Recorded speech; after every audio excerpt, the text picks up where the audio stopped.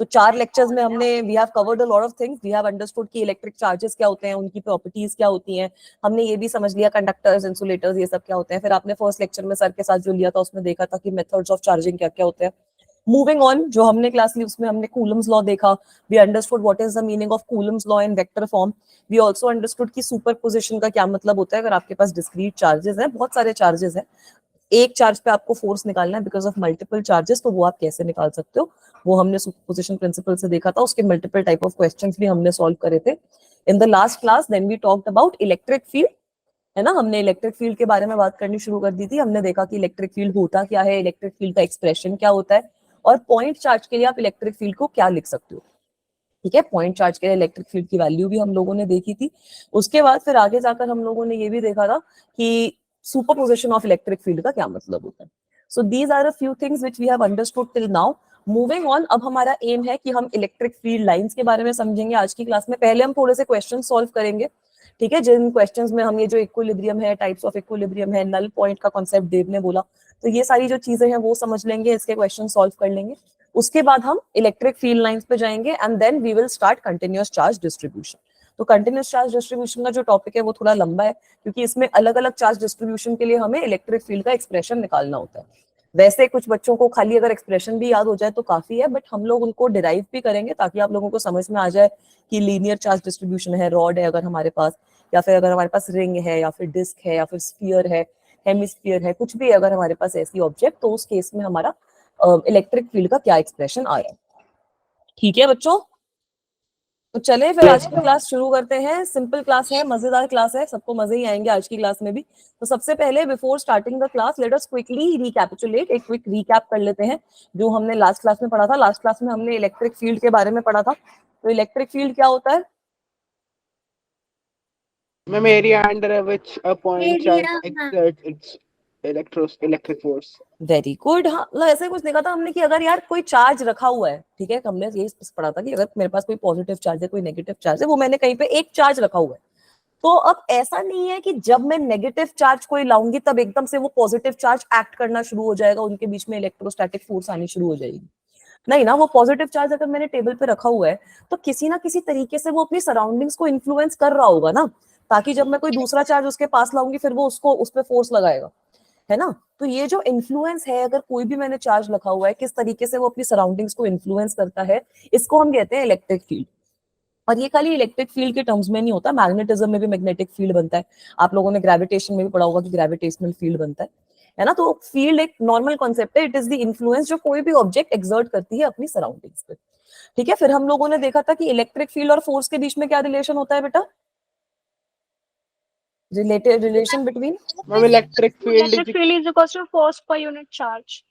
Very good. Relation between electric field and force अगर हम देखते हैं तो हमने बोला था कि इलेक्ट्रिक फील्ड एक तरीके से हम ऐसे समझ सकते हैं that electric field is the force experienced by a test charge, right. That is what we understood. तो अगर मेरे पास कोई भी यहाँ पर चार्ज है Q, if I'm having any charge Q and I want to find out the electric field at a distance r from this charge, मुझे distance r पे इलेक्ट्रिक फील्ड निकालना है. तो हमने देखा था कि पॉइंट चार्ज के लिए इलेक्ट्रिक फील्ड की क्या वैल्यू आ जाती है बेटा? KQ upon r square. KQ by R square. Yes, ma'am. ठीक है, और अगर आप इसको वेक्टोरियल फॉर्म में लिख दोगे तो क्या वैल्यू हो जाएगी? KQ upon R cube into R vector. KQ upon R cube into R vector. So we saw that electric field has the same direction as force, है ना. इलेक्ट्रिक फील्ड की सेम डायरेक्शन होती है force के साथ में.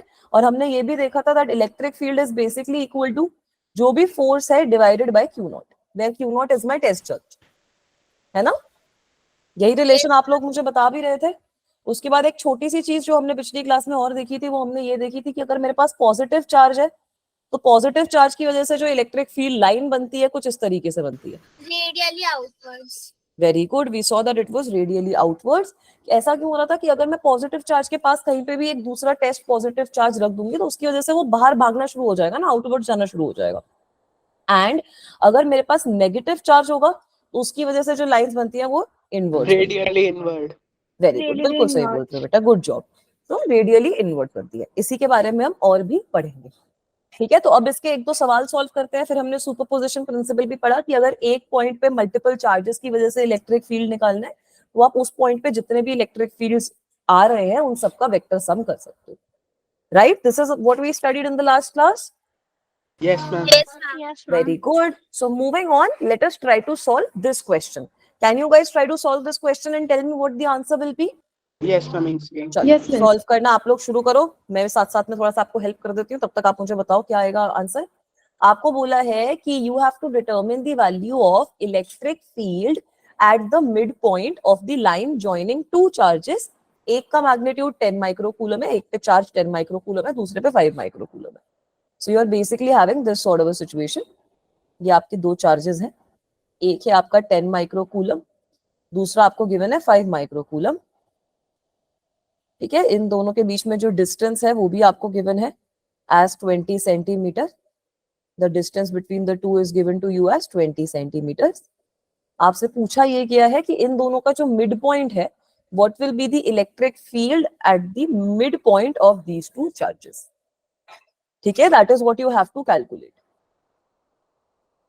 Late me say this is charge 1.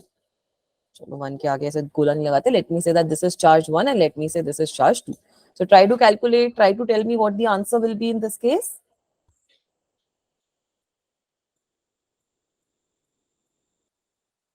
करो बच्चों, सिंपल क्वेश्चन है यार, अच्छा क्वेश्चन है. ऐसे एक दो क्वेश्चन करेंगे, उनसे सुपरपोजिशन क्लियर हो जाएगा, फिर आपको मैं उसका मतलब बता दूंगी कि ये इक्विलिब्रियम वाली जो चीज होती है वो क्या होती है ना. Ma'am, once we understand. 4.5 into 10 raised to power 6. Very good. बाकी बच्चे ये बताओ. Yes, ma'am. 4.5 into 10 की Ma'am, power मेरे ये आ 6 रहा. Newton per coulomb. Good job, brilliant. चलो इसको फिर सॉल्व करने की कोशिश करते हैं. सबसे पहले ये जो फर्स्ट वाला चार्ज है इसकी वजह से इलेक्ट्रिक फील्ड कुछ ऐसे लगेगा E1, Yes, ma'am. है ना, और जो सेकंड वाला चार्ज है उसकी वजह से इलेक्ट्रिक फील्ड कुछ ऐसे लगेगा E2. Yes, ma'am. E1 की वैल्यू भी आप लोग निकाल सकते हो. Yes, ma'am. वो ज्यादा होगी तो minus 4.5 into 10 raised to power 6. Very good. E1 की वैल्यू कितनी हो जाएगी? K Q1 upon. 9 into 10 की power 9 into 10 की power 6. Very good. E1 की वैल्यू हो जाएगी कुछ ऐसे, तो ये हो जाएगा आपका K की वैल्यू है 9 into 10 to the power 9. इसकी डायरेक्शन हो जाएगी I कैप, है ना. 9 into 10 to the power 9. Charge कितना है ये? 10 माइक्रोकूलम, मतलब 10 into 10 to the power -6 -6. Divided by R1 square, मतलब 0.1 का 10 raised square, to the power -2. है ना. 0.1 क्यों किया हमने? क्योंकि 20 सेंटीमीटर का हमें मिड पॉइंट देखना है, तो मिड पॉइंट का डिस्टेंस आपको पता है 10 सेंटीमीटर होगा, है ना. इसमें तो कोई दिक्कत नहीं हुई. तो अब इसकी वैल्यू निकाली, क्या वैल्यू आई इसकी? मैम 9 9 into 10 की power 6. 9 into 10 to the power 6 हमारे पास आई कैप में इसकी वैल्यू आ गई. ठीक है, दिस इज Yes. न्यूटन पर कूलम. वैसे ही अगर हम E2 की वैल्यू निकालेंगे तो E2 की वैल्यू कितनी आ जाएगी? K Q2. 4.5. और Very डायरेक्शन अपोजिट होगी, -4.5. हाँ, इसकी डायरेक्शन हमारी नेगेटिव हो जाएगी ना, पॉजिटिव Yes, का रहेगी, ma'am. नेगेटिव हो -5 जाएगी. cap हो जाएगा. ठीक है, वेरी गुड. इसकी डायरेक्शन नेगेटिव हो जाएगी, तो यहाँ पर अगर मैं निकालूंगी तो 9 into 10 raised to 9. ये चार्ज कितना है? 5. तो 5 into 10 raised to -6 divided by 0.1 का स्क्वायर. तो ये वैल्यू कितनी आ जाएगी अब? -4.5 into 10 की power 6 4.5. I cap. Very good. -4.5 into 10 to the power 6 I cap Newton पर कूलम. तो अब यहाँ से हम बहुत सिंपली निकाल सकते हैं कि रिजल्टेंट इलेक्ट्रिक फील्ड कितना होगा? Yes, Yes, net. ma'am. Add कर देंगे दोनों को. हाँ, इन दोनों को आप डायरेक्टली ऐड कर दो क्योंकि डायरेक्शन हमने यहीं पे ले रही है. ठीक है, Yes. E1 प्लस E2 हम कर देंगे, वेक्टर सम ले लेंगे इन दोनों का. तो हमारे पास डायरेक्टली आंसर कितना आ जाएगा? 9 - 4.5 मतलब 4.5 4.5 into 10 की power 6 Newton आई per कैप, Newton per आई coulomb. कैप न्यूटन Yes, पर ma'am. कूलम. ठीक है, so this is my electric field at the mid point. Alright, very good.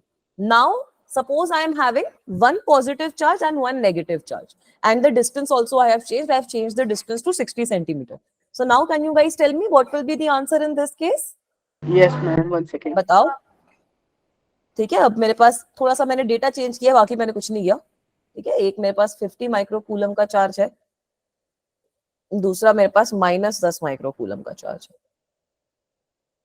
ठीक है, तो इन दोनों की वजह से आपको देखना है कि सेंटर पे क्या आपका इलेक्ट्रिक फील्ड होगा, और यहाँ पे डिस्टेंस भी हमारा चेंज है, 60 सेंटीमीटर डिस्टेंस हो गया है. ट्राई टू कैलकुलेट गाइस कि क्या होगा इस सिचुएशन में.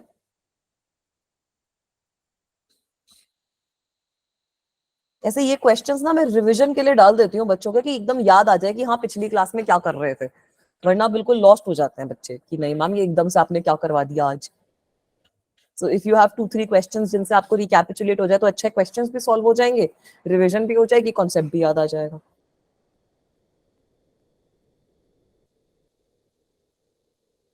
करो, सॉल्व करो, डायरेक्शन का ध्यान रखना इस चीज में.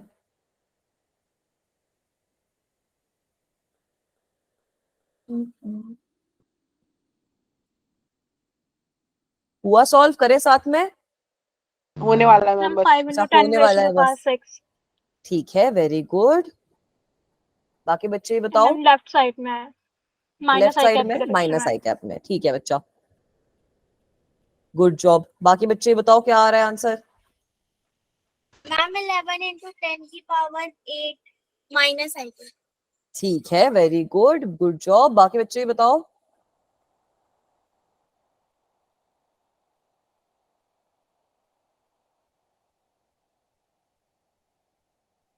चलो कैलकुलेट करें. ये फर्स्ट चार्ज की वजह से इलेक्ट्रिक फील्ड इधर जाएगा E1, है ना. और यस सेकंड चार्ज की वजह से भी तो इधर ही जाएगा E2, क्योंकि यहाँ पे पॉजिटिव Yes. चार्ज आ गया. अब ये है ना बेटा, दोनों आपके Yes, पॉजिटिव ma'am. आ गए. करेक्शन करनी है, 2 मिनट रुक सकते हो? अच्छा कर लो कर लो कर लो कैलकुलेशन, फिर चेक हो जाएगा बच्चे का कि हाँ मैम सही किया गलत किया, ये समझ में आ जाएगा हम लोगों को, है ना बेटा. तो बच्चे, एक बच्चे ने बोला था कि माइनस आई कैप की डायरेक्शन आ रही है, एक बार डायरेक्शन चेक करो, आई कैप आएगी. मैंने चार्जेस उल्टे लिए थे. -10 अच्छा पाइकोकुलम ठीक लेफ्ट है साइड ठीक है, पे कोई लिया था. दिक्कत नहीं है, फिर तो Yes, हमारे ma'am, मैग्नीट्यूड से क्योंकि मतलब है. पहले -10 ले लिया तो माइनस आई. अरे कुछ नहीं होता, वो तो Yes, ma'am, माइनस आई मैंने कैप भी. आ जाएगा, कोई दिक्कत नहीं है. आपका आंसर सही आया है, उसमें कोई दिक्कत की बात नहीं है, मैम मतलब 6 towards into 10 negative. raised to power 6 Newton पर कूलम आ रहा वेरी है. गुड, गुड जॉब, सही बोल रहे हैं बच्चे. तो बेटा यहाँ पर अब मैं डायरेक्टली ई नेट का एक्सप्रेशन लिख रही हूँ. ई नेट आपका कितना हो जाएगा, E1 plus E2, Yes, Yes, है ma'am. ना. So this will be equal to, अगर हम K कॉमन ले लेंगे, Q1 अपॉन R1 का square plus Q2 upon R2 का स्क्वायर. आई कैप, दोनों आपके आई कैप में तो है Yes, ma'am. है ना. चाहे R का स्क्वायर भी यहाँ से कॉमन ले लो, तो आपके पास क्या आंसर आ जाएगा. K है आपका 9 into 10 raised to 9 divided by R का स्क्वायर माइनस 0.3 का स्क्वायर 0.9. Divided by 0.9. ब्रैकेट में क्या आ जाएगा, Q1 प्लस Q2 सिंपल. हम 0.09 होगा ना. 0.09 क्यों होगा, 0.09 हो जाएगा बेटा. 0.3 का स्क्वायर 0.09 हो जाएगा ना. Yes, ma'am. Yes, ma'am. 0.09 हो जाएगा. और Q1 प्लस Q2 हो जाएगा, तो Q1 प्लस Q2 की वैल्यू भी लिख सकते हो, है ना. Q1 प्लस Q2 में अब यहाँ पर ये चीज ध्यान में रखनी है कि 550 इंटू 10 रेज टू -6 लोगे, और 10 भी यहाँ पर तुम 10 ही लेना. अगर नेगेटिव लिख दिया तो फिर गलत हो जाएगा, क्योंकि हमने यहाँ पे साइन कन्वेंशन अपना ले लिया है. ठीक है, आई Yes, कैप ma'am. हमने लिख दिया है ना, तो ये मतलब हम Yes, Q2 के मॉड की बात कर रहे हैं. अगर हम आई कैप नहीं लिखते तो फिर हम देखते क्या करना है, बट यहाँ पे हमने साइन कन्वेंशन ऑलरेडी कंसिडर कर लिया है. तो 10 इंटू -6 आ जाएगा i cap. So if you try to calculate its value, everyone is saying the same. ये देख भी सकते हो यार, यहाँ से कट जाएगा, 9 से 9 कट गया, 10 रेज टू 5 तो आ ही गया, यहाँ पे 10 रेज टू 6 हो जाएगा. So you will get the value of E net as 6 into 10 की power 6 6 minus into 10 to power 6. very good. You will get the value as 6 into 10 to the power 6 I cap Newton per coulomb. Simple. Yes, ma'am. Yes, ma'am. ठीक है, very good. So let us move forward. Now suppose, अच्छा मेरा diagram में missing है, बताओ. मैं diagram ही डालना भूल गई हूँ. Give me a second, let me draw the diagram then, ताकि आप लोगों को समझ में आ जाए. तो सपोज बेटा अब मेरे पास एक स्क्वायर है, ठीक है. So now suppose I am having a square like this. ये मेरा x एक्सिस है, ये मेरा y एक्सिस है, और मेरे पास स्क्वायर कुछ इस तरीके से है कि सारे के सारे अलग अलग चार्जेस हैं उस पे. This charge is -q, this charge is -2q, then I am having another charge as -q, and एक और चार्ज है मेरे पास, वो मेरा पॉजिटिव है. ठीक है, so that charge is positive, that charge is equal to p. तो अब आप मुझे बता सकते हो कि ये जो P वाला चार्ज है, इस पे फील्ड की वैल्यू कितनी होगी, because of all the other charges. If it is given to me that ये जो साइड है this is equal to A, can you try to calculate? पे पॉजिटिव चार्ज है। हाँ, पी पे आपका पॉजिटिव चार्ज है। इसकी मैं वैल्यू लिख देती हूँ, इसकी वैल्यू कर लो इमेजिन। मतलब इस पॉइंट पी पे आपको निकालनी है ना, पॉजिटिव चार्ज थोड़ी है यहाँ पर, ठीक है, फोर्स थोड़ी निकाल रहे हैं यहाँ पे। आपको बताना है कि पॉइंट पी पे आपकी क्या वैल्यू है इलेक्ट्रिक फील्ड की। ठीक है, समझ में आया क्वेश्चन? यस मैम, आ गया। तो बताओ कैसे निकालेंगे इसको? सुपरपोजिशन पहले तीनों की वजह से उस पे निकाल लेंगे डायरेक्शन हाँ। इलेक्ट्रिक फील्ड की। बिल्कुल सही बोल रहे हो, फिर वेक्टर सम कर देंगे। तो करो वो वाली चीज करके एक बार बताओ मुझे कैसे आंसर आएगा, what will be the final answer in this case?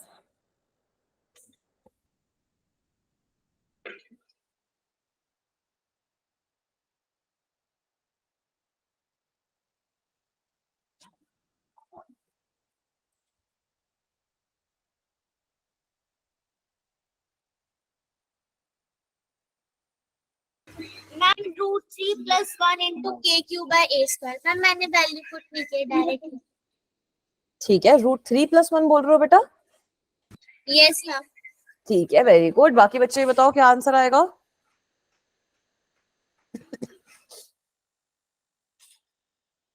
Good job बच्चा, शायद कहीं पे कुछ गड़बड़ हो रही है, एक बार चेक मैम करना मेरा अपना √2 आंसर। + 1 आ रहा है, √2 मेरा + भी 1 √2 KQ/A²। + 1 आया था। तो चलो बताओ कैसे कैसे कैलकुलेट करें। सबसे पहले डायग्राम बना देते हैं। मैम अगर 90 डिग्री होता है दो वेक्टर्स के बीच में तो क्या आता है, √3 या √2? √2 आता है। हाँ, 90 डिग्री होता है तो √2 आ जाएगा ना। ओके मैम, मुझे लगा √3 से डायरेक्ट। अरे यार, याद क्या कर रहे हो, पाइथागोरस थ्योरम से लगा दो। √3 60 डिग्री पे आता है। ठीक है, वेरी गुड। तो सपोज अब हमारे पास ये 3 तरीके के इलेक्ट्रिक फील्ड बन जाएंगे ना बेटा इस पॉइंट पे, है ना? और यस मैम। ये वाला और ये वाला जो फील्ड होएगा, ये इसका मैग्नीट्यूड भी इक्वल होएगा। ठीक है, तो कैलकुलेट कर सकते हैं बहुत इजीली, है ना? ये दोनों फील्ड्स जो है इनका मैग्नीट्यूड इक्वल है। E = what? KQ/A², A²। है ना? तो अगर मैं इसका रिजल्टेंट निकालूंगी, resultant of both the E's, तो इसका रिजल्टेंट कितना आ जाएगा मेरे पास? इसका रिजल्टेंट हमारे पास E नेट बोल रही हूँ, E नेट नहीं बोलेंगे, E1 बोल देंगे। चलो एक काम करते हैं, इसको हम E1 लिख देते हैं। ठीक है, उससे थोड़ा आपको समझ में आ जाएगा। Let this be E1, let this be E2। सो यहाँ पर हमारा E1 की वैल्यू इज KQ/A²। तो E डैश कितना हो जाएगा? √of E1 का स्क्वायर प्लस E1 का स्क्वायर, सिंपल यस मैम। है ना? cos थीटा आपका 90 डिग्री है, तो इसकी अगर आप वैल्यू निकालोगे तो कितनी आ जाएगी?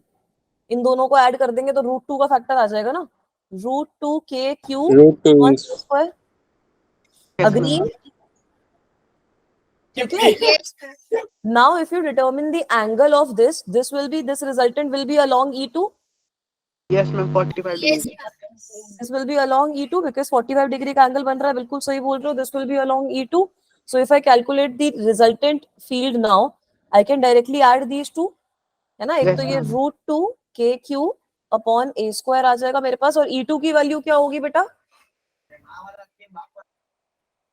E2 की वैल्यू होगी KQ/A²। नहीं, KQ/A² आएगा इस सिचुएशन में, या फिर कोई और वैल्यू आएगी? A/2। हाँ, KQ/√2A का होल स्क्वायर हो जाएगा ना। मैम ऊपर 2Q भी तो आएगा, फिर वो कैंसिल होगा ना। ये लो 2Q भी ले लिया क्योंकि यहाँ पे हमारा चार्ज 2 है। ठीक है, तो जब हम इसको अब कैलकुलेट करेंगे तो आपके पास डायरेक्टली आ जाएगा √2 + 1 KQ/A²। Ma'am Is this minus का okay? साइन आएगा ना, चार्ज नेगेटिव है तो। नहीं बेटा, देखो यहाँ पे फिर से देखो ना, डायरेक्शन हमने अज्यूम ले लिया ना यहीं पर। यहाँ पे तीनों में तो चार्ज नेगेटिव था, तो डायरेक्शन वाली चीज तो आप ऑलरेडी कंसिडर कर चुके हैं ना। समझ रहे हो मैं क्या बोल रही हूँ? Yes ma'am. ठीक है, जब Yes, आप ma'am. डायरेक्शन ऑलरेडी ले चुके हो तब तो आप वेक्टर सम ही निकालोगे ना। मैग्नीट्यूड की बात कर ली, अब वेक्टर सम ही निकालो, फिर डायरेक्शन वाली चीज रहे। मैम ठीक है, मैंने ना पहले दोनों को E सपोज करके पहले रिजल्टेंट निकाल के फिर E की वैल्यू पुट की थी उसमें। वो भी सही है, उसमें भी कोई दिक्कत नहीं है। और इसकी डायरेक्शन आपको पता है, it will be along the diagonal only. Along E2 लिख दो या फिर along the diagonal at 45 degrees. Is this question also okay? यहाँ पर अगर चार्जेस की वैल्यू हो जाएंगी तब भी निकाल सकते हो, है ना? तब हो सकता है कि 2 बार वेक्टर सम करना पड़े, बट ठीक है, तब भी आप लोग निकाल लोगे। यूजुअली इतना मुश्किल नहीं करते हैं इस क्वेश्चन को। क्लियर है बेटा? यस Yes, चलो अब ma'am. एक एक आपका जेई का क्वेश्चन दिखा दूं इसी टॉपिक पे जो आया था, वो सॉल्व कर लेते हैं। Yes, ma'am. ठीक है, so this is the question which we will solve now. तो देखो एक बार इस क्वेश्चन को, बताओ कैसे सॉल्व किया जाए।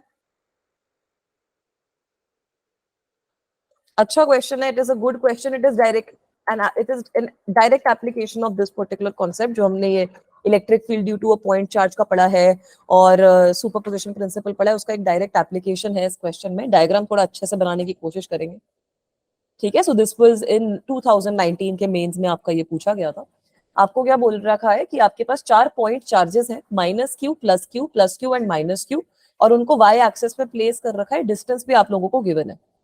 सो सबसे पहले let me draw the y axis only. I try to draw it completely सीधा, आप लोग भी सीधा सीधा बनाने की कोशिश करो।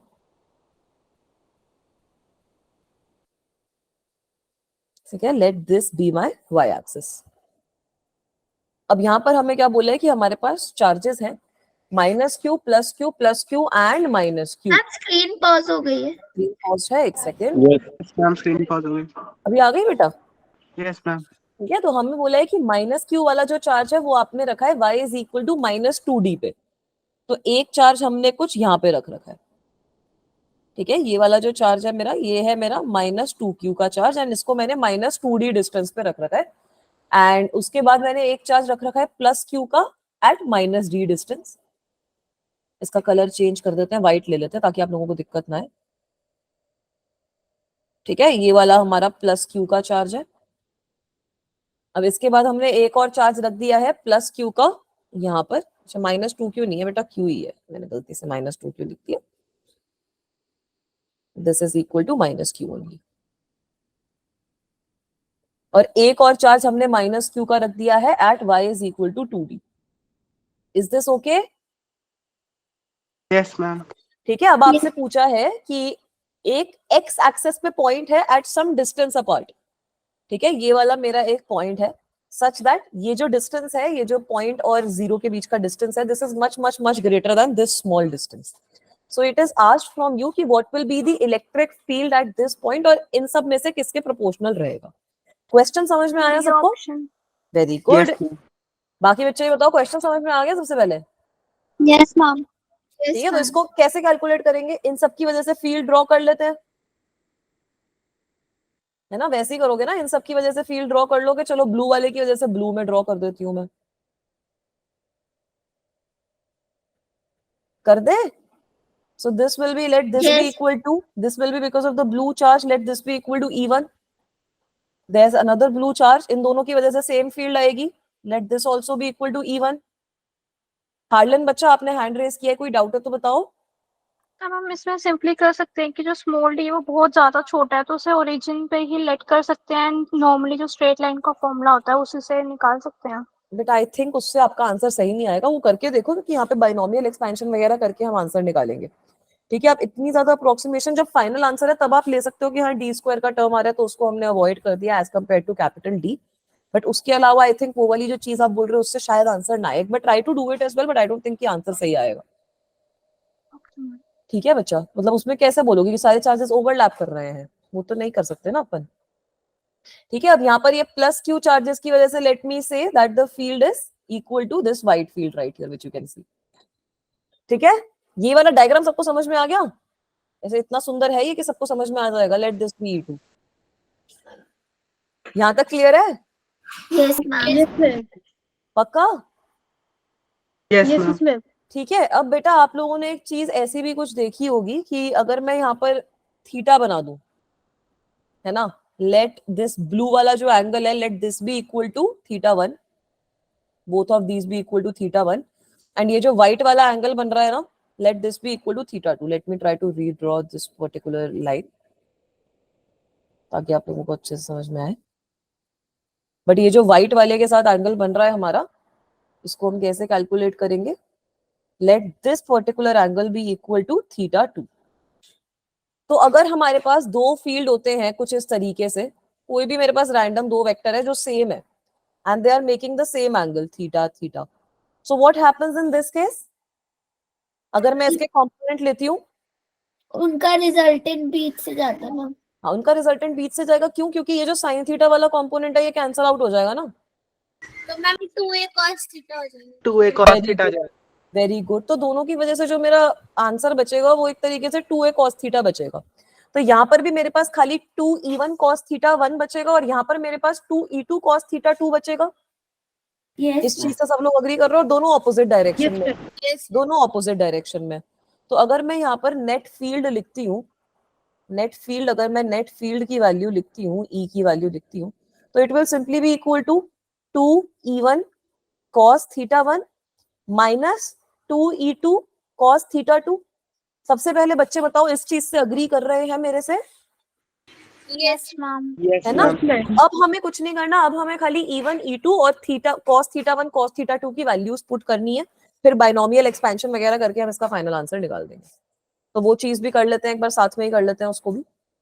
ठीक है, e की वैल्यू कितनी हो जाएगी? 2 इंटू, अब e1 की वैल्यू कितनी है? e1 is because of q charge, so k q upon this distance right here. Now how much is this distance? ये वाला जो डिस्टेंस है ये आपको पता है d के बराबर है, और ये जो चार्ज है it is at a distance of 2d, 2 into small d। So this blue वाला distance right here will be equal to d का स्क्वायर प्लस small, क्या बच्चा? Ma'am 2 small d plus whole square। I think हमने कुछ उल्टा कर दिया है बेटा इधर, ये हमने नोटिस नहीं किया। ब्लू वाले चार्ज की वजह से अट्रैक्टिव बनेगा और जो व्हाइट वाला चार्ज है उसकी वजह से रिपल्सिव बनेगा। Yes, यस मैम, कुछ गड़बड़ तो हो गई मैम, तो एक बार एडिट कर देते हैं इसको बच्चा, ये ऐसे डायग्राम बनाने मुश्किल है। ठीक है, सारी थियरी सेम रहेगी, मैंने वही सोचा कि कुछ गड़बड़ हुई है यहाँ पर, अब मुझे समझ में आ गया क्या गड़बड़ हुई है। ठीक है, तो गड़बड़ ये हुई है दैट ये जो ब्लू वाले चार्जेस हैं इनकी वजह से तो अट्रैक्टिव फील्ड बनेगा ना, ये होगा, राइट? Yes, ma'am. जेई में हमें ऐसी गलतियां नहीं करनी है, सही टाइम पे Yes. पता चल जाना चाहिए कि हाँ मैम कुछ गलती हो गई है। तो ठीक है, टीचर से भी गलती हो जाती है। Let this be equal to e2, let this angle be equal to theta 2। ठीक है, एंड सिमिलरली अगर मैं व्हाइट वाले की बात करूंगी तो व्हाइट वाले की वजह से अब रिपल्सिव बनेगा, तो ये मेरा e1 आएगा, this will also be equal to e1। बल्कि ये डायग्राम भी ज्यादा अच्छा बना है, आदत होगी ना बनाने की। ठीक है, दोनों आपके e1 के बराबर हो जाएंगे and the angle between them will be theta 1। ठीक है, अभी सही है? yes, अभी भी लेकिन कॉन्सेप्ट आपका सेम ही है। ठीक है, अब E1 के केस में अगर मैं देखती हूँ तो ये प्लस क्यू चार्ज की वजह से है, दोनों के बीच में डिस्टेंस कितना है? This distance is d, this is capital D। तो ये जो व्हाइट वाला डिस्टेंस है ये हाइपोटेन्यूज से निकल जाएगा, d square plus d square, right? So I can write this value as 2kq upon under root of d square plus capital D square multiplied by cos theta 1 की value कितनी हो जाएगी? cos theta 1 कितना हो जाएगा आपका? cos theta 1 बताओ, अगर मैं ये वाले एंगल को देखूं as theta 1, so this will be equal to Ma'am, base, capital D upon under root of D square plus very good, it will capital be D equal square. to base upon hypotenuse, so capital D upon under root of D square plus capital D square. Is this okay? yes, Yes, ma'am. ma'am. ठीक है, वैसे ही हम ये 2e2 वाले की भी value लिख सकते हैं, इसकी वैल्यू कितनी हो जाएगी? Now it is because 2 is here again, e2 की वैल्यू कितनी हो जाएगी इस वाले चार्ज की वजह से? यहाँ पर आएगा kq, डिस्टेंस यहाँ पे हमारा चेंज हो जाएगा क्योंकि here the distance will be under root of d square plus 2d का होल स्क्वायर। Yes, ma'am, या 4d square लिख सकते हैं। हाँ, वेरी गुड, तो उसको मैं 4d स्क्वायर लिख देती हूँ। So this will be equal to 2kq upon, यहाँ पर मेरे पास आ जाएगा, अच्छा इसका स्क्वायर होगा तो अंडर रूट हट जाएगा ना यहाँ से, plus d square plus 4d square, और यहाँ पर भी अगर हम cos थीटा 2 लेंगे तो d upon hypotenuse which is under root of d square plus 4 small d square. Is this okay guys? Is everyone agreeing with me on this? Yes, ma'am. Yes, ma'am. ठीक है, यहाँ तक सब बच्चे मेरे साथ में ही है। चलो अब इसको थोड़ा सा और अगर मैं सेटल्ड फॉर्म में लिख दूं, I can write it as 2kqd upon d square plus small d square raise to 3/2, Yes, ma'am. है ना? Minus here I can write 2kqd again upon d square plus 4d square plus whole 4d square raise to 3/2। 3/2. ठीक है, ये चीज सही है? Yes ma'am. तो Yes. This is equal to 2KQD अगर मेरे पास है, multiplied by d square plus small d square raise to -3/2, है ना, minus ma'am. d square plus 4d square raise to -3/2 again. This is also okay. तो Yes. अब आपका ये जो छोटा वाला d है, ये आपको गिवन है दैट ये बहुत बहुत छोटा है as compare to capital D। तो यहाँ पे थोड़ा बाइनोमियल थ्योरम वगैरह लगा सकते हैं ना हम। Yes, जब ma'am. आप वो काम करोगे, you will get something like 1 minus 3d square upon d square upon 2d square in this case, and यहाँ पर आपके पास आ जाएगा -1 माइनस, स्क्रीन पॉज हो गई। एक सेकेंड, बड़े अच्छे मोमेंट पे पॉज हुई है स्क्रीन। अभी विजिबल है बच्चा? Yes is it visible now? ठीक है, तो यहाँ पे आपके पास आ जाएगा 1 minus 34d square upon 2d का होल स्क्वायर। ठीक है, so can you try to calculate this?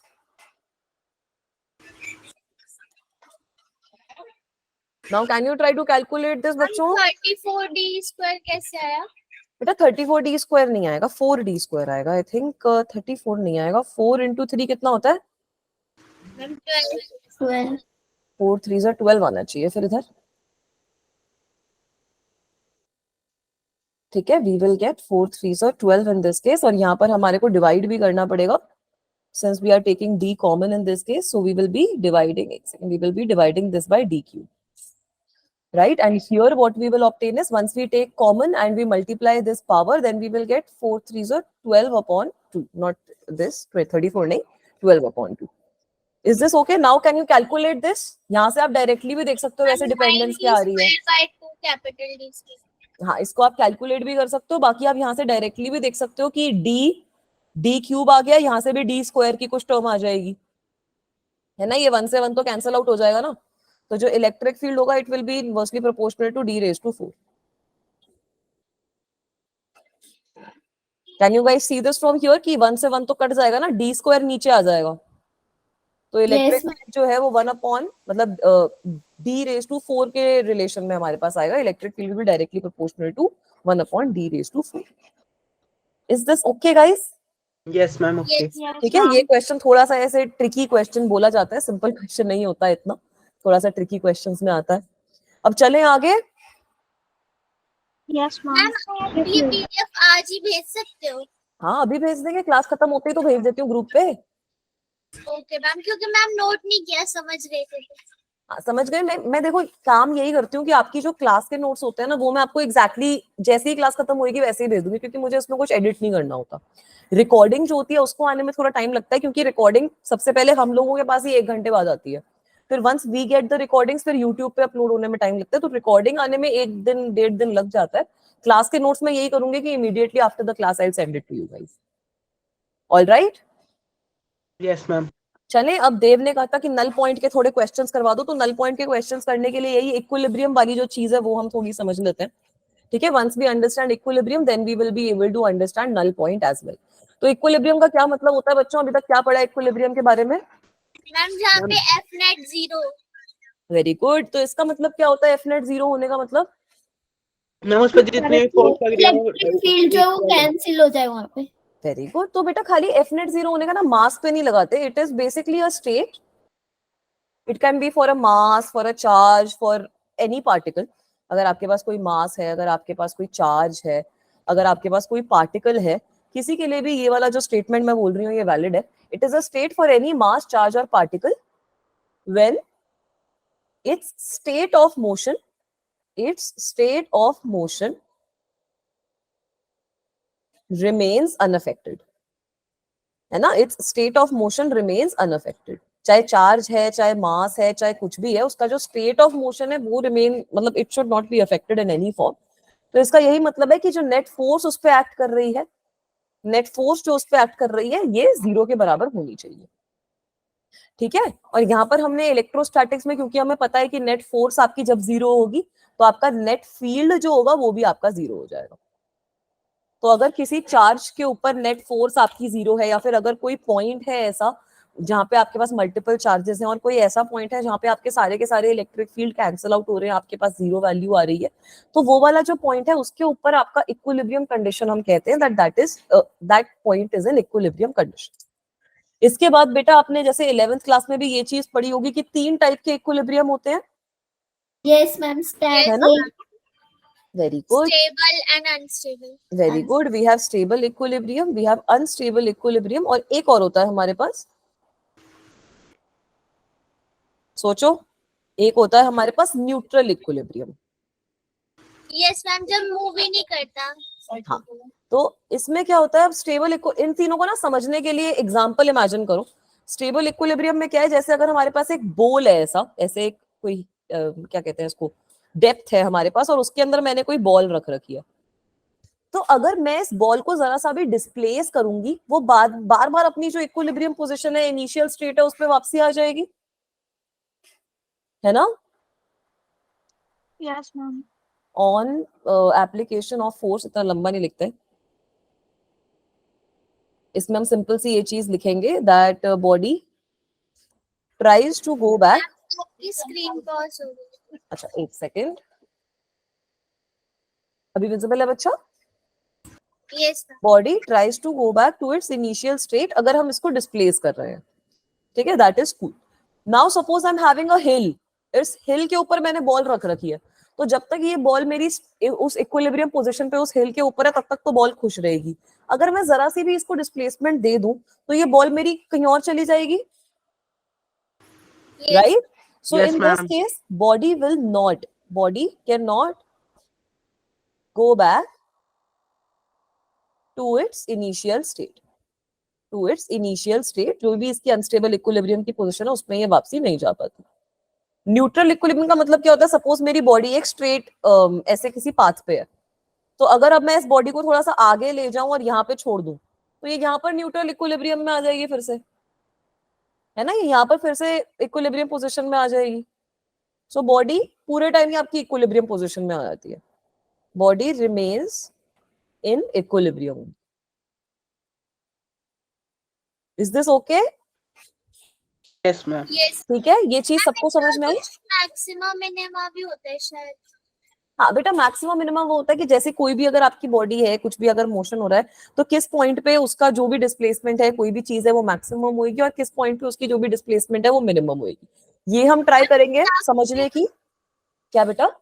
Ma'am graphically भी रिप्रेजेंट करते हैं ना इन हाँ, इक्विलिब्रियम। ग्राफिकली भी आप कर सकते हो इसको रिप्रेजेंट। बाकी ये जो मैक्सिमम मिनिमम वगैरह वाली चीजें हैं, ग्राफ वाली चीजें, वो हम आगे जाके जब आप लोगों ने, अच्छा आगे जाके तो नहीं, आप लोगों का तो पढ़ चुके, जब आपने डिफरेंशिएशन पढ़ी थी तब पढ़ा होगा, है ना, कि अगर हमारे पास कोई फंक्शन है जिसको हम डिफरेंशिएट कर रहे हैं, तो जहां पे वो जीरो हो रहा है, उस पॉइंट पे उसका कुछ मैक्सिमम मिनिमा बन सकता है।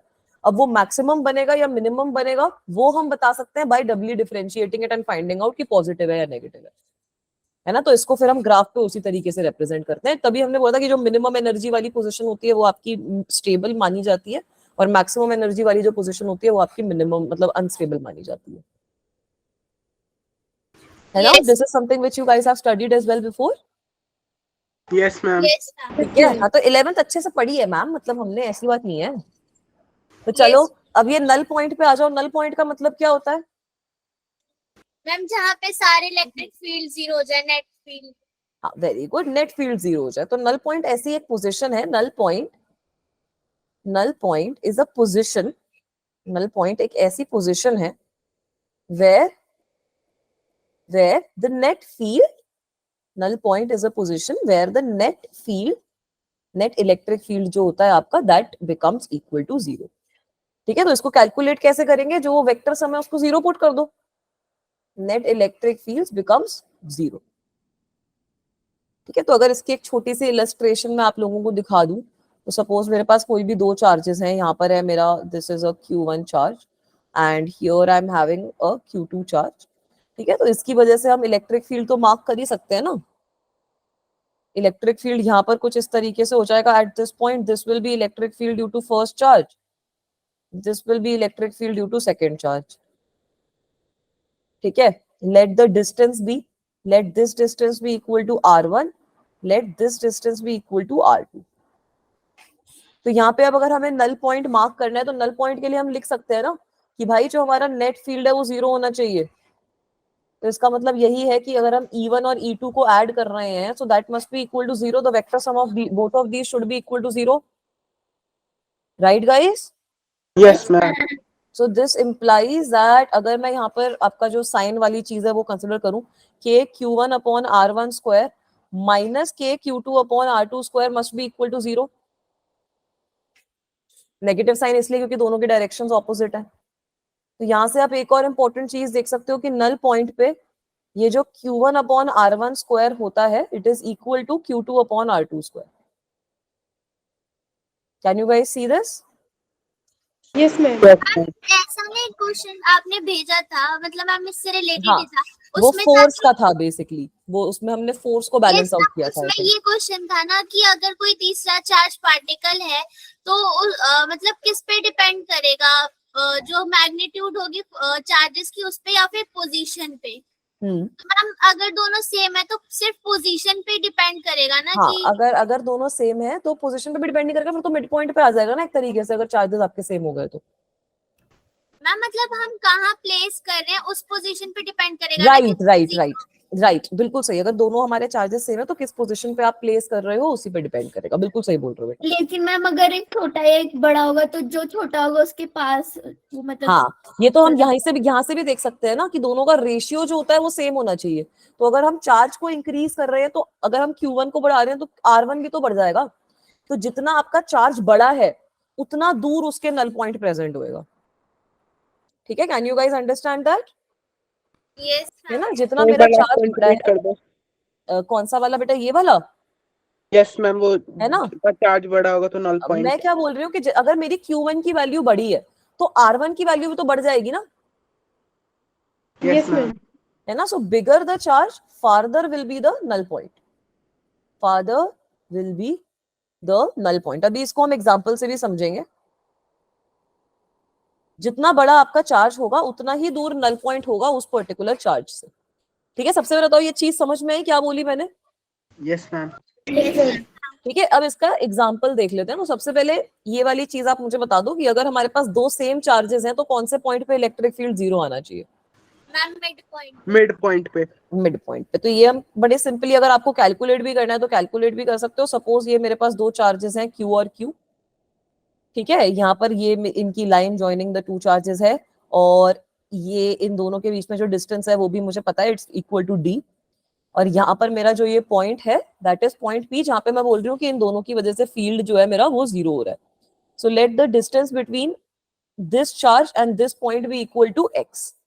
सो वी नो दैट ये जो E नेट है दैट इज इक्वल टू 0, तभी ये नल पॉइंट होगा। So that means that both of these electric field should be equal to one another, है ना। तभी तो बैलेंस आउट होंगे। ये जो E1 है और E2 है ये एक दूसरे के इक्वल होने चाहिए, not the vector form but the magnitude, क्योंकि डायरेक्शन इनकी ऑपोजिट है। तो यहां से मैं डायरेक्टली ये चीज लिख सकती हूँ कि भाई एक की वैल्यू हो जाएगी KQ अपॉन एक्स स्क्वायर और दूसरे की वैल्यू हो जाएगी KQ upon D minus x का whole square. So that means that x square must be equal to D minus x का होल स्क्वायर। यहां से मेरे पास ये इक्वेशन आ जाएगी। When you solve it you will get your answer. X square is equal to D square plus x square minus 2DX। X square से x square, root ही ले लेते दोनों side.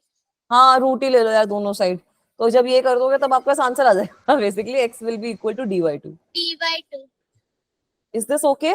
So you can see that if both the charges are equal, then the जो point है जहाँ पे electric field 0 है, that is lying exactly in the middle of the charges. Simple enough? Yes Yes, Yes, ma'am. ma'am. ठीक है, आगे चलते हैं। The next thing is that अगर मेरे पास एक चार्ज है small q, दूसरा चार्ज है 4q, then can you tell me कि at which point will the electric field be 0? इसको एक बार कैलकुलेट करने की कोशिश करो। जो तरीका अभी हमने यूज किया उसको भी आप यूज कर सकते हो।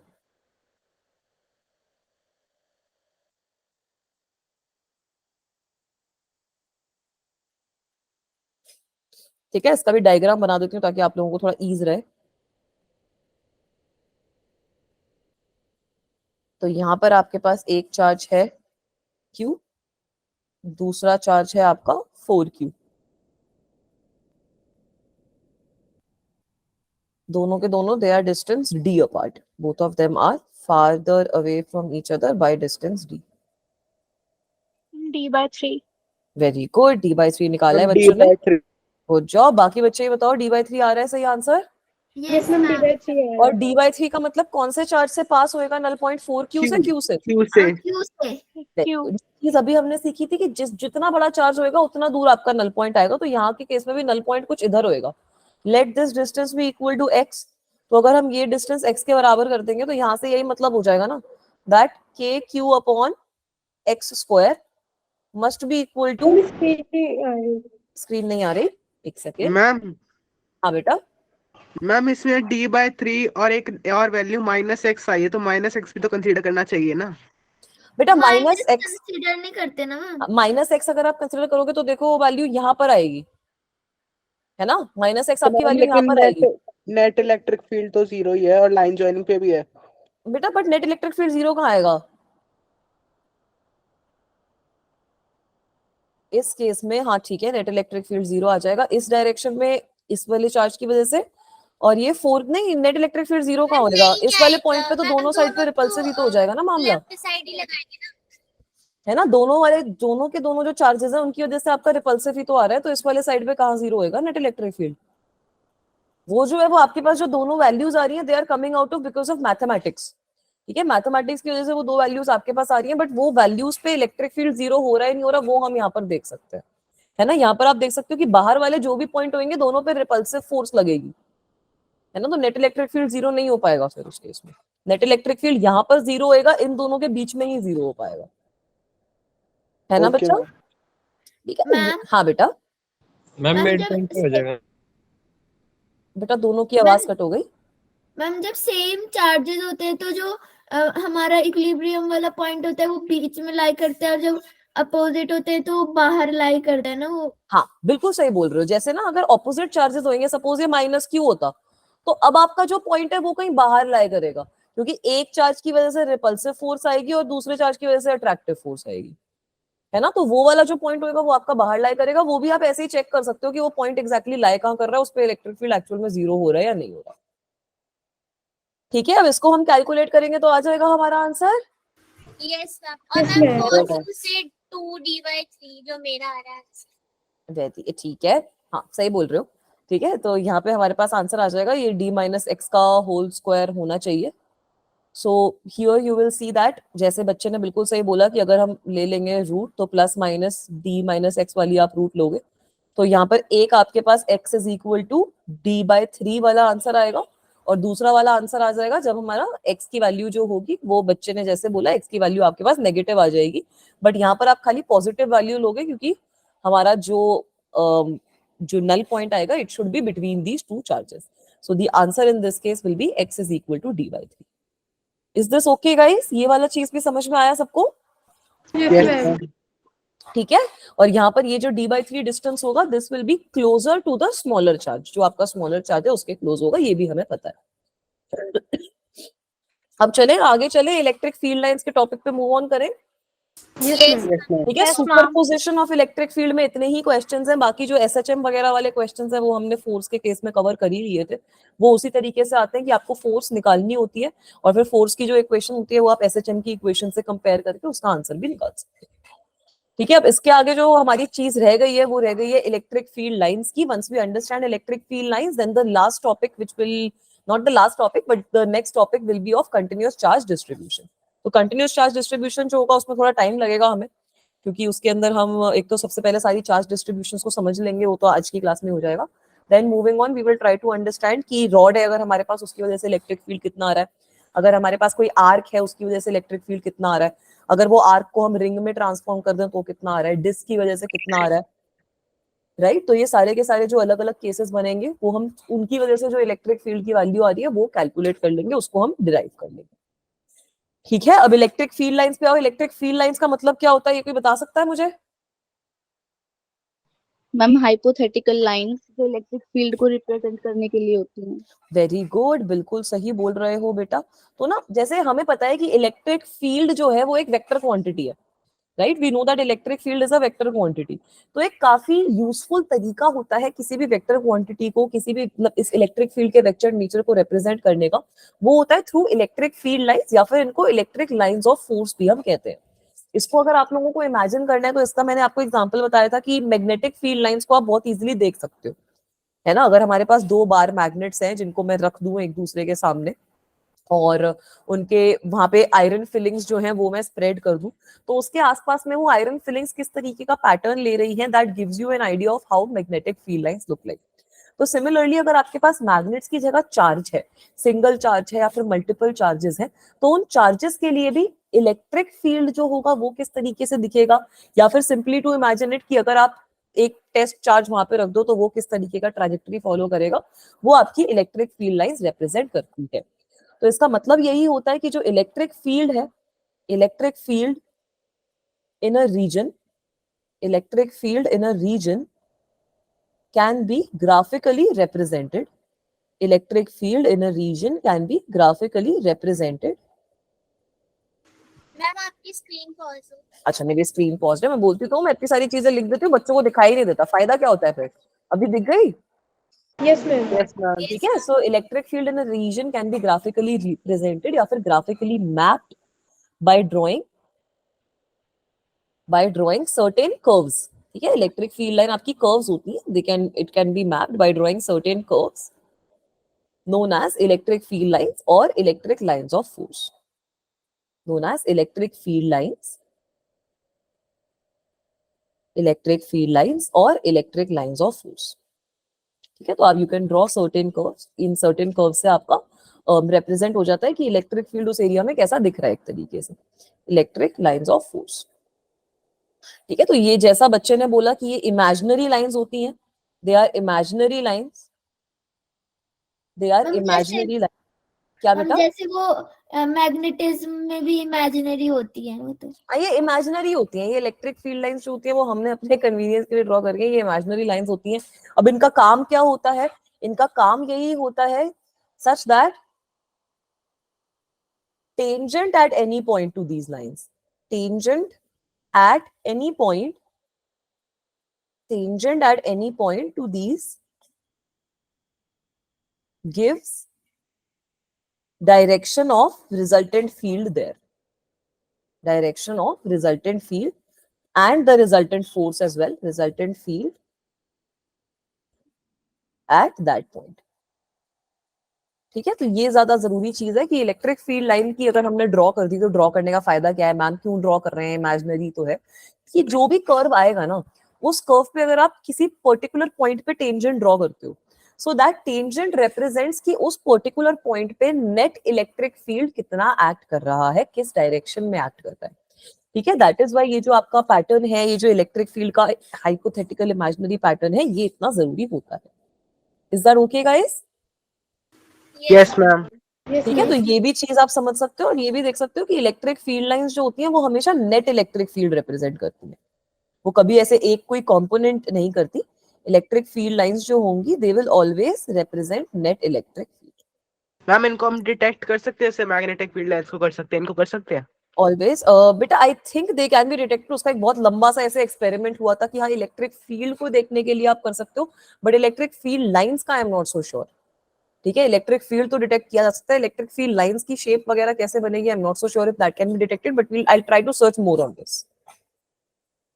ओके ठीक है, अच्छा एक बच्चे ने वो भी पूछा था कि इलेक्ट्रोस्टैटिक फोर्स जो होती है मैम टेम्परेचर और प्रेशर पे डिपेंड करती है या नहीं करती, यस मैम।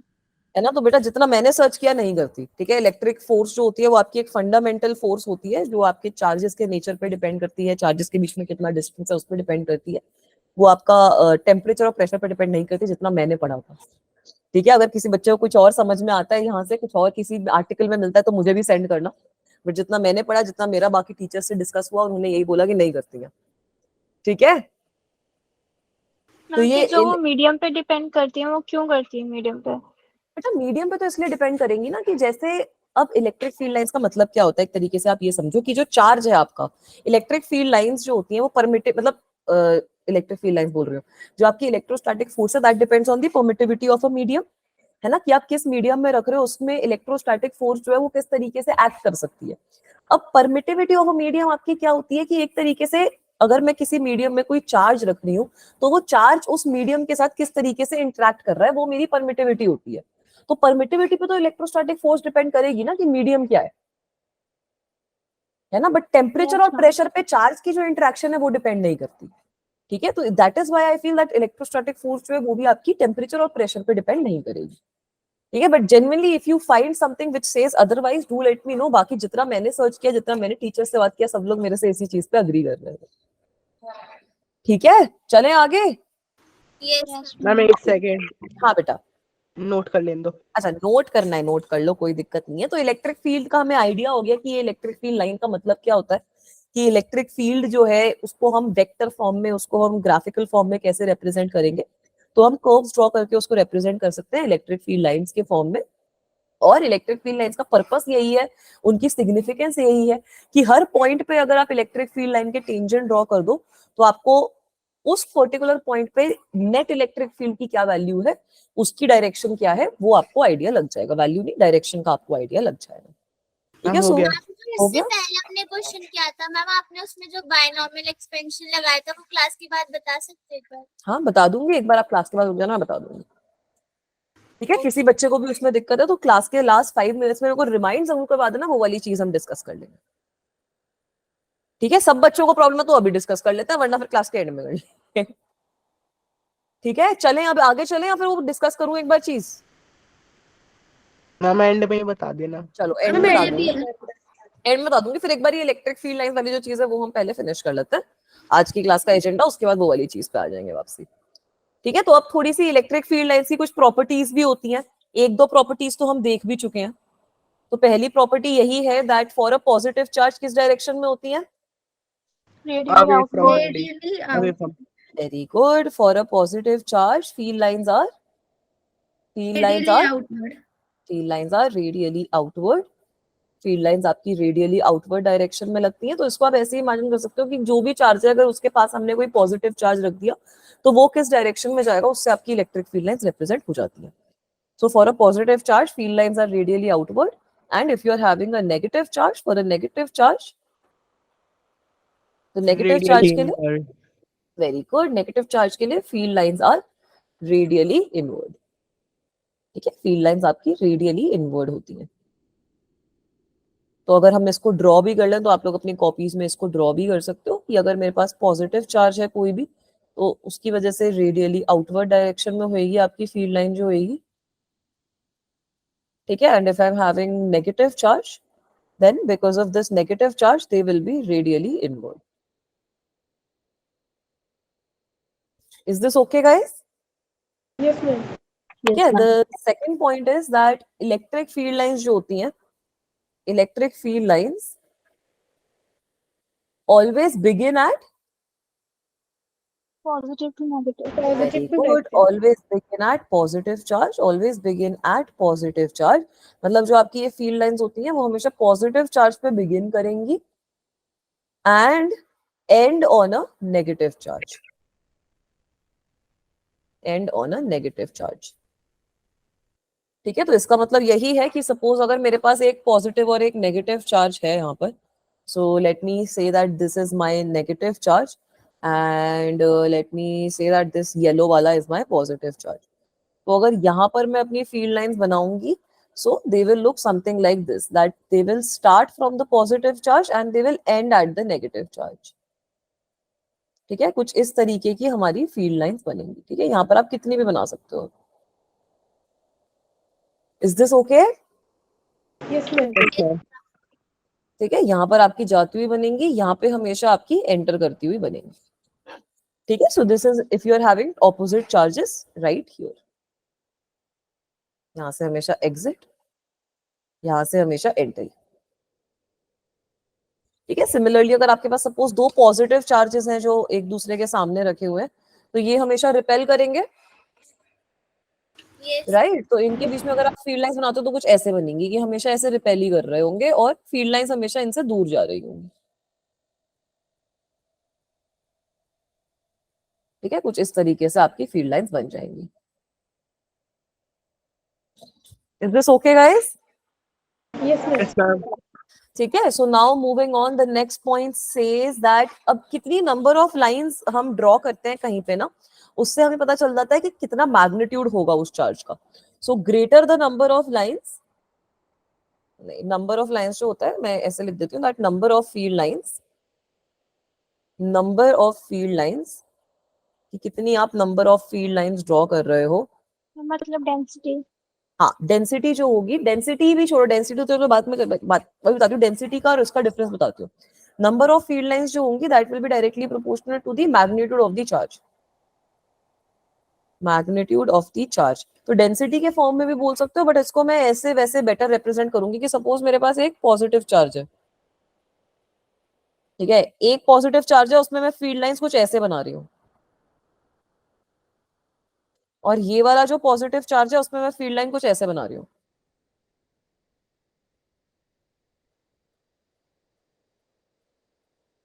ठीक है, तो यहाँ पर जिस ये वाला जो चार्ज होगा, if this is Q2 and this charge is Q1, तो Q2 जो है it must be greater than Q1. Is this okay? Yes, ma'am. Yes, ma'am. ठीक है, तो जितना ज्यादा मैग्नीट्यूड होता है चार्ज का, उतना ज्यादा, जैसे आपने बोला कि फील्ड लाइंस डेंस ज्यादा होती हैं, या फिर जो नंबर ऑफ फील्ड लाइंस होती है वो एक पर्टिकुलर एरिया में ज्यादा होती है. ठीक है, is this also okay? Yes, Yes, ma'am. ma'am. Yes ma'am. ठीक है, very good. Now the next property of field lines which we can understand is कि जो टेंजेंट होगी, the tangent to field lines, the tangent to field lines at any point, अगर आप field lines consider करो और किसी भी point पे आप उसकी टेंजेंट कंसिडर कर रहे हो, तो tangent to field lines at any point gives the direction of electric field at that point. Electric field माने net electric field, ठीक है, gives the direction of electric field at that point. So you can do this at any, किसी भी charge के case में आप ये चीज देख सकते हो. किसी भी चार्ज के केस में, ओहो इतनी मेहनत से लिखा और मैंने गलती से पूरा का पूरा इरेज कर दिया बेटा, फिर से लिख दूं? यस मैम, कोई नहीं, Yes, दोबारा ma'am. लिख लो. दोबारा लिख लेती हूँ. टेंजेंट टू फील्ड लाइन, क्या पढ़ा था हमने? Tangent to field line gives the direction of electric field. अब मैं छोटा करके लिख देती हूँ, gives the direction of electric field. Point वाली जो चीज है वो आप समझ जाना. तो सपोज मेरे पास कोई भी रैंडम फील्ड लाइन है, suppose I am having any random field line, something like this I am having, कुछ इस तरीके से मेरा इलेक्ट्रिक फील्ड लाइन बन रहा है. ठीक है, तो यहाँ पर ये अगर मैं किसी भी पॉइंट पे देख रही हूँ, तो ये जो पॉइंट है इस पे, this will be my direction of electric field, net electric field. इस पॉइंट पे this will be my direction of net electric field. ठीक है, इस पॉइंट पे this will be my direction of net electric field. So at any point you can determine the direction of the net electric field at that point by drawing a tangent to the field line. Is that okay? Yes, ma'am. ठीक है, Yes, very good. Now the next point is that electric field lines can never intersect. है ना? क्यों ऐसा क्यों? Ma'am क्योंकि फिर एक ही पॉइंट पे दो टेंजेंट्स बन जाएंगे एंड दो डायरेक्शन रिप्रेजेंट होंगे। वेरी गुड, बिल्कुल सही बोल रहे हो. Two electric field lines can never intersect, because अगर वो इंटरसेक्ट कर जाएंगे, सपोज ऐसे कहीं और ड्रॉ करते हैं. ठीक है, सपोज मेरे दो इलेक्ट्रिक फील्ड लाइंस ऐसे इंटरसेक्ट कर गए, तो अगर अब मैं इस तरीके से, ये लोग जा रहे थे, ये ऐसे इंटरसेक्ट कर गए, तो फिर तो इस पॉइंट पे ना अब मेरी दो डायरेक्शंस पॉसिबल हैं. कि ये डायरेक्शन भी पॉसिबल है, कि ये डायरेक्शन भी पॉसिबल है, which can not happen, right? So Yes, ma'am, दे तो- कैन नेवर इंटरसेक्ट. हाँ, वेरी गुड बेटा, they can never intersect because single value of electric field के लिए आपकी दो डायरेक्शंस पॉसिबल नहीं हो सकती, है ना, कि यहाँ भी चला जाएगा, वहां भी चला जाएगा. नेट इलेक्ट्रिक फील्ड मैम दो कैसे आ सकती हाँ, है? नेट इलेक्ट्रिक फील्ड, बिल्कुल सही बोल रहे हो, हो ही नहीं सकता ना, तभी तो उन्होंने बोला कि नहीं कर सकती इंटरसेक्ट. ठीक है, अब लास्ट एक और पॉइंट, लास्ट पॉइंट तो नहीं, एक और पॉइंट ये है कि they can never form close loops. The field lines ऐसे कहीं पे सर्कल सर्कल नहीं बनेंगी. Field lines can never form close loops, because ऐसा थोड़ी होगा कि पॉजिटिव चार्ज से शुरू हुई और पॉजिटिव चार्ज पे ही वापसी आ गई, या फिर नेगेटिव चार्ज में घुस के नेगेटिव चार्ज से पहले निकली और फिर नेगेटिव चार्ज में ही घुस गई, है ना. That is not possible. So electric field lines के क्लोज लूप्स कभी भी पॉसिबल नहीं है. किसी केस में अगर आपको Ma'am? क्लोज लूप दिखता है, हाँ बेटा, मैम लेकिन अगर हम एक बॉडी ले जिसमें आधे साइड पॉजिटिवली चार्ज आधे साइड नेगेटिवली चार्ज तो हो तब भी सकता है। क्लोज लूप नहीं बनाया ना उसने, तब भी तो इस तरीके का लूप बन गया, बंद कहाँ हुआ, क्लोज कहाँ हुआ। मैं एक बार डायग्राम से समझा दो।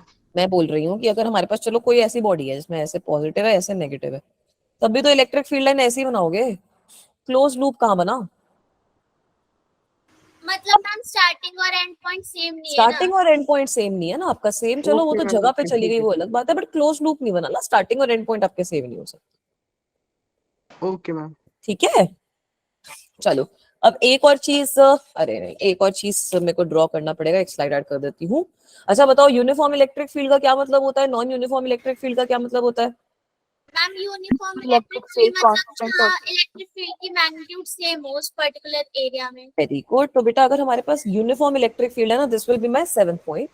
सो if we are having uniform electric field तो और मैम उसकी डायरेक्शन भी सेम रहेगी। बिल्कुल सही बोल रहे हो, तो यूनिफॉर्म इलेक्ट्रिक फील्ड को अगर हमें ड्रॉ करना है तो उस केस में हमारी फील्ड लाइंस कुछ इस तरीके से दिखती है, ठीक है ऐसे तरीके से, ठीक है ये स्ट्रेट आपकी बिल्कुल पैरेलल लाइंस होती हैं, they are straight, STRIGHT, straight parallel and equally spaced, ठीक है सबके बीच में इक्वली स्पेस होती है, तो दिखाने के लिए कि इलेक्ट्रिक फील्ड जो है वो हर पॉइंट पे सेम है, ठीक है electric field is same at every point, the direction of electric field is also same at all the points. Is that okay? So in this case, uniform electric field के case में the electric field lines will be straight, parallel and in equally spaced field lines. Is this point also okay, guys? Yes ma'am. Yes ma'am. ठीक है, अब last point यही है that for if you are having non-uniform electric field lines, non-uniform electric field lines के case में बता देती हूँ एक और चीज।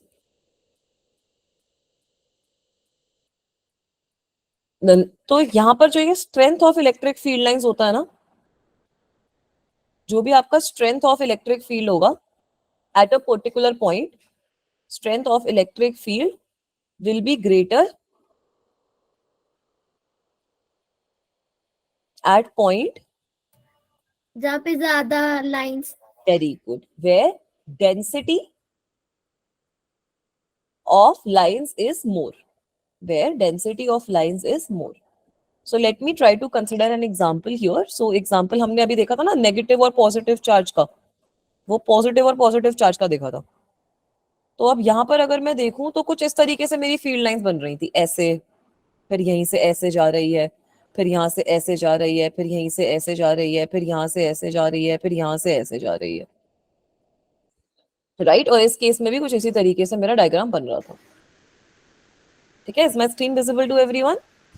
मैम आप Yes, एक ma'am. फील्ड लाइन की डायरेक्शन गलत कर दी बस। हाँ एक फील्ड लाइन की डायरेक्शन गलत कर दी बस, गुड जॉब। ठीक है, तो अब यहाँ पर अगर मैं आपसे पूछूं कि मेरे पास दो पॉइंट है, एक पॉइंट है ये वाला ए पॉइंट और दूसरा पॉइंट है यहाँ पे कहीं मेरा बी पॉइंट, तो आप ए पॉइंट पे देख सकते हो कि जो इलेक्ट्रिक फील्ड लाइंस होंगी ना they will be very close to each other, है ना, electric field lines at point A they will be very close to each other, और जो इलेक्ट्रिक फील्ड लाइंस होंगी पॉइंट बी पे वो सारी काफी दूर दूर हो जाएंगी, तो the strength of electric field at point A will be greater than strength of electric field at point B. Is this okay guys? Is this clear? Yes ma'am. Yes ma'am. Yes. पक्का? चले आगे। ठीक है, इसके एक दो question solve कर लें, फिर यहाँ तक सबको क्लियर है? इसके आपके एनसीईआरटी में भी काफी प्रॉब्लम्स मैम हैं आपकी और आवाज भी कट बुक्स रही में। है बीच बीच में। अच्छा मेरी आवाज अभी आ रही है बच्चों?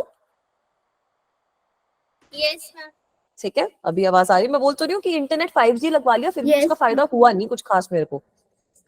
ठीक है, कि कुछ फायदा नहीं हो रहा है, मेरे फोन में भी 5G आ नहीं रहा है, तो ठीक है पता नहीं क्या चल रहा है, बट अब अपग्रेड तो होना पड़ेगा ना, वरना बच्चे बोलेंगे मैम अब तो कुछ भी नहीं आ रहा, अब तो चलो पहले ऐसे कट कट के आती थी अब आ ही नहीं रही आवाज। ठीक है, तो चलो एक दो क्वेश्चन सॉल्व कर लेते हैं, यहाँ तक तो हमें समझ में आ गया।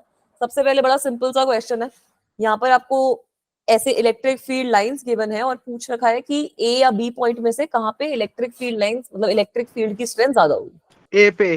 पॉइंट वेरी गुड, ऐसा क्यों हो रहा है बेटा? ए पे मैम डेंसिटी density ज्यादा है ज्यादा है electric field field lines lines की। ज्यादा कंसंट्रेटेड है पास पास। Density good. ज्यादा है मैम ए पे। Very good, density of field lines is more. Density of field lines is more. ठीक है, बिल्कुल सही बोल रहे हो बेटा। चलो अब इसके बाद अगर मैं आपसे ये क्वेश्चन पूछूं, this is a good question, so can you guys tell me the answer to this, कि अगर आपके पास एक चार्ज है जिसको आपने इलेक्ट्रिक फील्ड लाइन, मतलब इलेक्ट्रिक फील्ड है आपके पास कोई रैंडम, उसमें आपने उस चार्ज को रिलीज कर दिया, तो क्या ये जो चार्ज है ये लाइंस ऑफ फोर्स को फॉलो करेगा?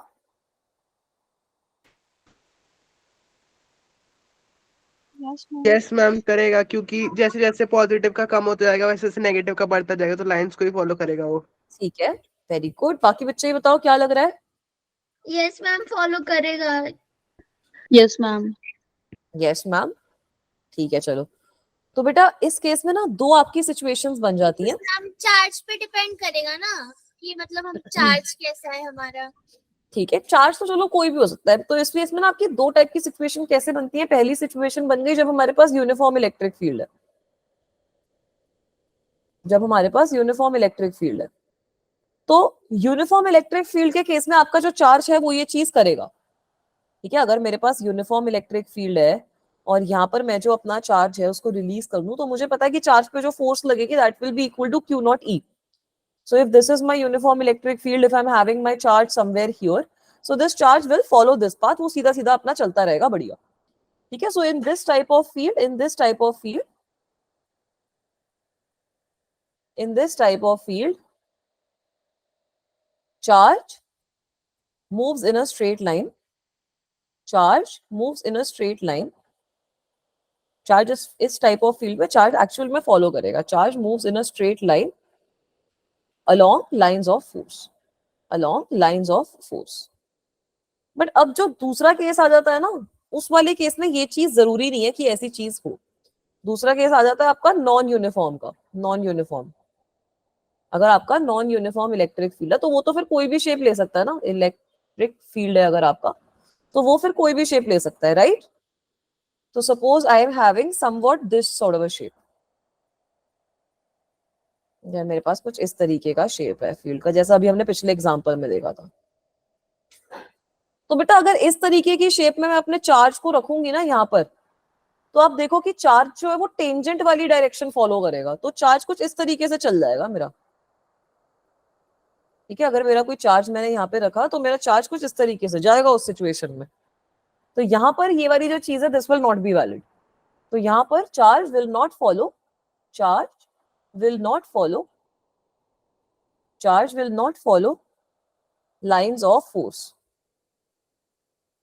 है ना। आप इसी पॉइंट पे देख सकते हो कि अगर यहाँ पे मैंने चार्ज रखा तो उस पर टेंजेंट इस साइड पे लग रही है, तो वो यहाँ पे चला जाएगा ना, फिर कहीं जाएगा, फिर टेंजेंट उसकी इस साइड पे लगेगी, तो चेंज होता रहेगा वो इलेक्ट्रिक फील्ड के मामले में। Is this okay guys? Yes ma'am ma'am. मतलब वो उस पॉइंट पे जो नेट इलेक्ट्रिक फील्ड है उसी डायरेक्शन में जाएगा। हाँ, उस पॉइंट पे जो नेट इलेक्ट्रिक फील्ड है वो उस डायरेक्शन में जाएगा ना, है ना, क्योंकि उसी डायरेक्शन में तो फोर्स एक्ट करेगी उसके ऊपर। आपकी फोर्स जो होती है that is Q naught E। ठीक है, तो जिस डायरेक्शन में आपकी फोर्स एक्ट कर रही है, चार्ज तो उसी डायरेक्शन में चला जाएगा ना, यस मैम। है ना। और फोर्स कैसे एक्ट कर रही है? जिस डायरेक्शन में आपका नेट इलेक्ट्रिक फील्ड होगा उस डायरेक्शन में करेगी। तो ये तो टेंजेंट पे डिपेंड कर गया आपकी, कि आपकी टेंजेंट किस तरीके से आप बना पा रहे हो कर्व के, उसके बेसिस पे आपकी चार्ज का जो मोशन होगा that will start depending.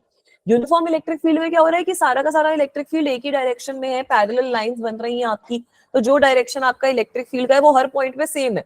Net electric field her point पे सीधा है, तो फोर्स जो है वो चार्ज पे बिल्कुल सीधी लग रही है ना। तो दैट इज वाई जो यूनिफॉर्म इलेक्ट्रिक फील्ड के अंदर जो चार्ज है आपका that is following the field lines, वो फोर्स जो लाइंस ऑफ फोर्स है उनको फॉलो कर रहा है। बट इस केस में जो दूसरा वाला केस है वहां पे तो ये चीज हो ही नहीं पाएगी ना बेटा। Yes ma'am. ठीक है, is this clear to everyone? Yes, ma'am. Yes yes ma'am. ठीक है, तो इतना काफी है फिर आज की क्लास के लिए। एक बार उस क्वेश्चन पे फिर से चलें जिस क्वेश्चन में दिक्कत थी। अगली क्लास में कंटिन्यूअस चार्ज डिस्ट्रीब्यूशन से स्टार्ट करेंगे फ्रेश। Yes ma'am. एक बार क्वेश्चन नोट कर लेने दो। ठीक है, हाँ ये वाला आप क्वेश्चन नोट कर लो, तब तक मैं वहां पे भी एक एक्स्ट्रा स्लाइड डालती हूँ, कोई दिक्कत नहीं है। अच्छा क्वेश्चन है वो वाला, जेई में आया हुआ है ना आपका, that is a good question. So will try to understand it अच्छे से कि वो बायनोमियल एक्सपेंशन वाला स्टेप कैसे हो रहा है, उसको अच्छे से समझ ही लेंगे ताकि आप लोगों को दिक्कत भी ना आए। बट आज की क्लास में समझ में आई सारी चीजें? Yes Yes, ma'am. Yes ma'am. ठीक है, अब अगली क्लास में हम अपना ये कंटिन्यूअस चार्ज डिस्ट्रीब्यूशन का टॉपिक शुरू कर देंगे कि कंटिन्यूअस चार्ज डिस्ट्रीब्यूशन होती क्या है, लैम्डा, सिग्मा और रो कैसे लिखते हैं, और electric field continuous charge distribution में कैसे कैलकुलेट करते हैं। तो फर्स्ट जो हम केस लेंगे वो रॉड का ही केस लेंगे, और रॉड के केसेस में अलग अलग स्पेशल केसेस वगैरह सब कुछ बनते हैं, तो वो हम समझ जाएंगे कि उसमें क्या हो रहा है। अच्छा है, that topic is quite interesting, काफी एंगेजिंग टॉपिक है वो, आप लोगों को भी मजा आएगा उसके अंदर। उससे एक दो जेई के अंदर भी सवाल पूछे गए हैं, वो मल्टीपल ऐसे वायर्स को कनेक्ट करके बोल देते हैं कि बताओ किसी एक पॉइंट पे इलेक्ट्रिक फील्ड क्या होगा, so we can calculate that as well. वैसे क्वेश्चंस भी हम लोग सॉल्व करेंगे, ठीक है बेटा। आई एम, आपके ग्रुप में कोई मैसेज आया है टेस्ट का? Because I am not so sure कि कल अभी टेस्ट होगा, अभी तो सिलेबस इतना कंप्लीट हुआ नहीं है। मैम कोई मैसेज तो नहीं आया। मुझसे अगर मैसेज आया होता तो मैं पूछती नहीं, अगर मैसेज नहीं आया तो टेस्ट भी नहीं है। ठीक है, नहीं अभी बेटा फर्स्ट वीक में टेस्ट नहीं होगा, अगले हफ्ते आपका टेस्ट होगा। नेक्स्ट वीक तक जितना भी हमारा सिलेबस वाइंड अप हो जाएगा उसके बेसिस पे आपका टेस्ट होगा, अभी फर्स्ट वीक में टेस्ट नहीं होगा। मैम हो गया। हो गया, चलो फिर वो वाला क्वेश्चन देख लें एक बार। ठीक है, ये वाला क्वेश्चन था ना, यहाँ पे सबसे पहले बताओ ये वाले Yes, स्टेप तक सबको ma'am. क्लियर है? Yes ma'am. Yes, है ना, ma'am. ये वाले स्टेप पे तो कोई दिक्कत नहीं है किसी को? No, ma'am. ठीक है, तो ये वाला स्टेप एक बार मैं फिर से यहाँ पर लिख देती हूँ, that E is equal to 2KQD, और ब्रैकेट में हमारे पास है d square plus b square, d square plus d square raise to 3/2 minus 3/2 rather, minus d square plus 4d square, यही है ना, रेज टू माइनस 3/2। तो सबसे पहले बाइनोमियल लेने के लिए हमारे पास 1 प्लस x की फॉर्म होनी चाहिए। इस चीज में सब बच्चे अग्री करेंगे, है ना? बाइनोमियल लेने के लिए हमारे पास 1 प्लस x की फॉर्म होनी चाहिए। तो let me just talk about this particular d square plus d square raise to minus 3/2, वही सेम हम इस पे भी लगाएंगे। यहाँ पर 1 वाली फॉर्म लाने के लिए मैं ये जो कैपिटल D स्क्वायर वाली टर्म है उसको कॉमन ले रही हूँ, ठीक है, ये तो मैं कर ही सकती हूँ। So this is equal to something like this multiplied by 1 plus d square upon capital D square raise to minus 3/2। इस चीज से अग्री कर रहे हो? Yes ma'am. ठीक है, तो इसकी वैल्यू कितनी हो जाएगी? ये स्क्वायर से अंडर रूट तो कट जाएगा, 1/d³ इसकी वैल्यू आ जाएगी, 1/d³ इनटू, और यहाँ पर अगर मैं बाइनोमियल एक्सपेंशन करती हूँ क्योंकि ये बहुत छोटा है तो डायरेक्टली इसकी पावर से ये मल्टीप्लाई हो जाता है ना, यस मैम। है ना, 1 प्लस nx का फॉर्म आ जाता है हमारे पास। तो यहाँ पर मेरे पास आ जाएगा 1 minus 3/2 small d square upon capital D square, ठीक है। यही सेम चीज मैं इधर भी कर सकती हूँ, ये जो d square plus 4d square वाली टर्म है मेरे पास माइनस 3/2 की पावर में, उसमें भी ये 1/d³ का फैक्टर आ गया। मेरे पास अंदर क्या बचा? 1 minus 4d square upon capital D square raise to minus 3/2, है ना। तो यहाँ पे ये सेम चीज हो जाएगी, it will be equal to 1/d³ into 1 minus 4 3 12। 4 3 नहीं, यहाँ पे तो पॉजिटिव है ना, 4 3 12 d square upon 2 into capital D square. ठीक है, अभी समझ में आया कि क्या हुआ? मैम जैसे अगर 1 प्लस x की फॉर्म है और उसकी पावर n है तो 1 प्लस nx हो जाता है। राइट। अगर आपका वो जो n वाला टर्म है वो एक तरीके से बहुत बहुत बहुत छोटा है तो उसके हम फर्दर वाली जो पावर्स होती हैं वो कंसिडर नहीं करते, डायरेक्टली 1 प्लस nx लिख देते हैं, ठीक है। यही हमारे को इतना ही बाइनोमियल एक्सपेंशन काम आएगा, और कुछ करना नहीं है। बस वो जो पावर है, मेरे को तो ये याद हो गया था बचपन में कि ये जो पावर है इससे इसको मल्टीप्लाई कर दो, बस इतना ही करना है। अगर बहुत छोटा है तभी हमें गिवन होता है क्वेश्चन में that this small d is much much much less than capital D। तो हमने यही लास्ट स्टेप में किया है। यहाँ पर आप देखोगे कि ये जो d³ वाली चीज है ये मैंने कॉमन ले ली, ये जो फर्स्ट वाला ब्रैकेट है it is becoming equal to 1 minus 3d square upon 2d square, ये जो हमारा ये वाला टर्म है, और ये वाली जो चीज है ये यहाँ पर आ गई 1 minus 12 small d square upon capital of 2d square. उसके बाद क्योंकि हमें खाली डिपेंडेंस चाहिए थी तो ये सारा फैक्टर मैंने कंसिडर नहीं करा, ये d अपॉन d³ कट जाएगा, 1/d स्क्वायर आ जाएगा, यहाँ से 1/d स्क्वायर आ जाएगा, तो electric field will be directly proportional to 1/d4। D की power 4. Is it clear guys? Yes, ma'am. पक्का समझ में आ गया ना? ऐसे मजा आ रहा है क्लास में कि हाँ मैम चलो लग रहा है कि कुछ ऐसे पढ़ रहे हैं बढ़िया। Yes ma'am. Yes ma'am. ठीक है, अच्छा अभी तक ये बताओ कि 11th क्लास ज्यादा मुश्किल लग रही है 12th क्लास ज्यादा मुश्किल लग रही है? मतलब 11th क्लास 11th अभी भी मुश्किल लग रही है? मैम कोई भी नहीं समझ में आ जाती है तो कुछ हाँ, मुश्किल नहीं कोई भी नहीं लग रही, ऐसे अच्छे बच्चे यार। देखो मैं तो ऑनेस्टली बताऊंगी कि ना हमें बचपन में ये चीज बोली जाती थी, स्पेशली अच्छा पढ़ाई खत्म हो गई है तो इतना ही पढ़ेंगे आज की क्लास में। That's all we will study for now. Thank you so much for ma'am attending the class. Recording